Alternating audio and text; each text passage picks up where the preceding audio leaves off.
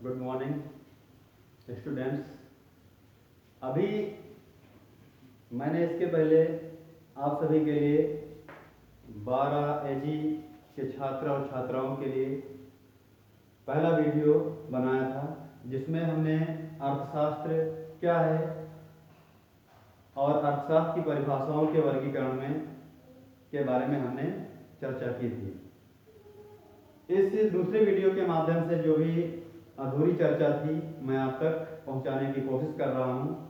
आप सभी ने ये पढ़ा कि अर्थशास्त्र क्या है, इसके जन्मदाता कौन है। तो अर्थशास्त्र एक धन का विज्ञान है जिसमें मुख्य रूप से मानव की समस्त आर्थिक क्रियाओं का अध्ययन किया जाता है। और हमने बताया कि अर्थशास्त्र के जनक कौन हैं। तो अर्थशास्त्र के जनक प्रोफेसर एडम स्मिथ जी हैं। इन्होंने अर्थशास्त्र को कब डेवलप किया, किस समय अर्थशास्त्र का जन्म हुआ, तो मैं बताना चाहूँगा मेरे प्यारे बच्चों कि 1776 ईस्वी में। कब? 1776 ईस्वी में इन्होंने एक बुक लिखी जिसका नाम था an inquiry into the nature and causes wealth of nations. इस पुस्तक के लिखने के उपरांत अर्थशास्त्र पूर्ण रूप से हमारे समाज के बीच आया, अर्थात हमारे समाज में अर्थशास्त्र का जन्म हुआ। तो इसीलिए एडम स्मिथ को अर्थशास्त्र का जनक भी कहा जाता है। और पिछले वीडियो में हमने चर्चा की थी अर्थशास्त्र की परिभाषाओं का वर्गीकरण। तो अर्थशास्त्र की परिभाषाओं को मुख्य रूप से 4 भागों में बांटा गया है। ठीक है, कितने भागों में बांटा गया है? अर्थशास्त्र की परिभाषाओं को मुख्य रूप से 4 भागों में बांटा गया है, जिनकी चर्चा हम पिछले वीडियो में कर चुके हैं। लेकिन मैं एक बार पुनः रिपीट कर रहा हूं। धन संबंधी परिभाषा, पहला वर्गीकरण कौन सा है? धन संबंधी परिभाषा, अर्थात जिन अर्थशास्त्रियों ने धन का विज्ञान अर्थशास्त्र को माना। फिर दूसरा वर्गीकरण कल्याण संबंधी परिभाषा, अर्थात अर्थशास्त्र एक ऐसा विषय है जिसमें मानव कल्याण की कल्पना की जाती है। फिर आवश्यकता विहीनता संबंधी परिभाषा, जिसके प्रवर्तक, जिसके प्रणेता जे.के. मेहता जी हैं।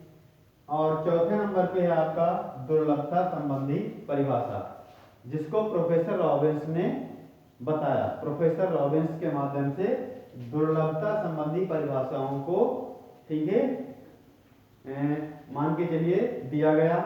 ठीक, इस प्रकार से मुख्य रूप से अर्थशास्त्र की परिभाषाओं को 4 भागों में बांटा गया। पहला आपका है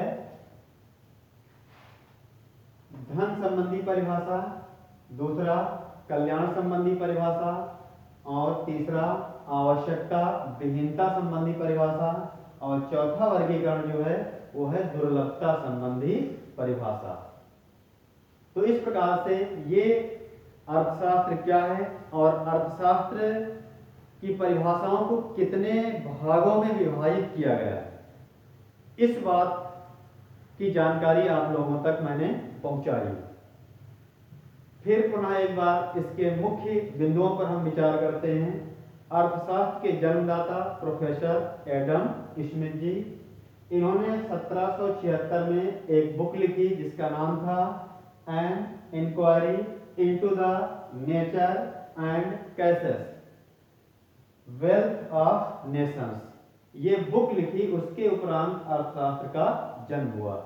और दूसरी जो इनकी बुक है वेल्थ ऑफ नेशंस, ये एडम स्मिथ की दूसरी मुख्य महत्वपूर्ण पुस्तक है। अब हम आगे चर्चा करेंगे, जैसा कि आपका यहाँ पे जो सब्जेक्ट है कृषि अर्थशास्त्र। अभी तो आपने अभी तक समझा कि अर्थशास्त्र क्या है, लेकिन इस वीडियो के माध्यम से आपको मैं ये बताना चाहूंगा कि कृषि अर्थशास्त्र क्या है। आखिर कृषि अर्थशास्त्र है क्या? इसमें 2 शब्द हैं, कृषि और अर्थशास्त्र। अर्थात कृषि अर्थशास्त्र एक ऐसा अर्थशास्त्र है जिसमें कृषि से संबंधित समस्त आर्थिक क्रियाओं का अध्ययन किया जाता है।